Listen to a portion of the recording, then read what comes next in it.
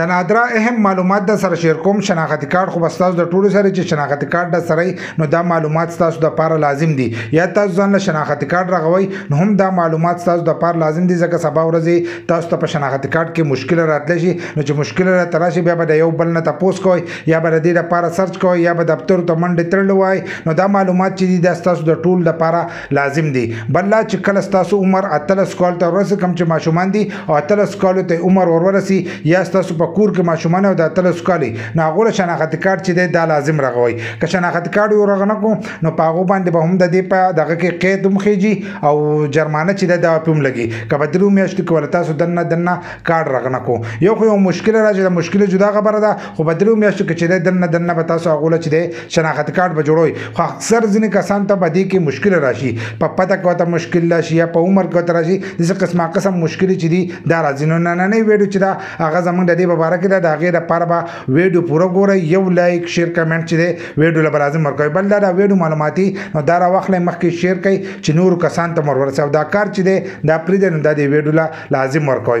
نو اکثر ځینې کسان ځان له شناختی کارت راکړي خو په هغې کې د هغو پته چې دا غلطی لکه کوم اډرس چې پکې ور اچولی نو دا غلطي نو دی اکثر دغه چینج کوي. نو د یو بل نه د دې په باره کې تپوس کوي چې موږ به دا څنګه چینج کوو. نو دغه تاسو ښه په اسانۍ سره چې دی چینج کولی شئ. تاسو چې کوم ځای کې پاتې کېږئ په کوم کور کې پاتې کېږئ د هغې به میټر د بجلۍ میټر به د ګیس میټر به یې نو د هغې هغه بل به راځي. هغه بل چې دی هغه ځان سره راولی یا به ستاسو ورور دغه شان د پلار به وي یا به نور رشته دار د هغو به په دغې پته باندې شناختی کارت نو هغه هم د ځان سره به وویشئ او دغه چې دی بل د بجلۍ بل شو یا د ګیس بل شو دغه چې د ځان سره ویسئ نو ښه په اسانو سره چې دی تاسو د خپل شناختی کارت پته چې دی دا چینج کولی شئ. بل شناختی کارت چې دی د دې نه مخکې به په 25 ورځو کې چې دی شناختی کارت به راوتو. اوس پکې دا اپډیټ راغلی دی چې دغه شناختی کارت به تاسو ته اوس په 15 ورځو کې میلاویږي. لکه ستاسو شناختی کارت دی نو اوس په تاسو ته هغه 15 ورځو کې چې دی دنه میلاویږي. دا د هغو له طرفه وینا راځي چې تاسو ته کومې خبرې کوم نو دا د نادره د طرفه چې دا دغه وینا شوې ده چې په 15 ورځو کې به تاسو ته شناختی کارت میلاویږي. او که تاسو پته چینج کوئ نو د هغې لپاره تاسو د بجلۍ بل هم وړی شئ خپل ورور هم بولی شئ پلار هم بولی شئ خور هم بولی شئ خو چې په هغې پته باندې د هغو کارت نو ستاسو پته چې دا چینج کیدی شي.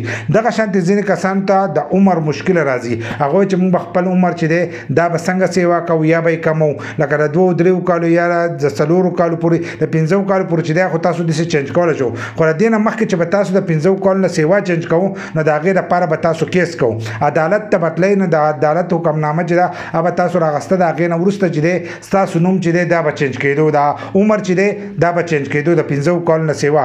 اوس چې دی هغه دغې ته ختم کړی دی لکه عدالت ته به د دې لپاره چې دی تاسو به نه ځئ ستاسو عمر که د 15 کالو نه تاسو سیوا کوئ نو ښه په اسانۍ سره چې دی تاسو سیوا کولی شئ. خو د هغې لپاره چې ستاسو سره یا نکاحنامه یا داسې نور څه خو چې سرکاري او په هغې کې ستاسو عمر سیوی یا کمې تاسو چې کم عمر ته راوړئ هغه نو هغه کاغذونه چې دي هغه به ځان سره وړئ. یا به د دې لپاره چې دی بیان الفي چې دی هغه به لیکئ او په هغې کې به خپل عمر حساب کتاب او مکمل هر سره چې دي دغه به لیکئ. نو د هغې نه وروسته چې دی ستاسو عمر چې دی دا به چینج کېږي. که تاسو د 15 کالو نه خوا چینج کوئ د 3 کالو پورې د 2 کالو 4 کالو پورې چې دی دا خو به دغه شانتې چینج کېدو. خو د 15 کالو نه به پورته چې به تاسو چینج کوو نو د هغې لپاره به تاسو تلئ عدالت ته او د دې لپاره به یو کیس کوو حکمنامه به یې راغستل د هغې نه وروسته به ستاسو دغه نوم چې دی دا عمر چې دی دا به چینج کېدو.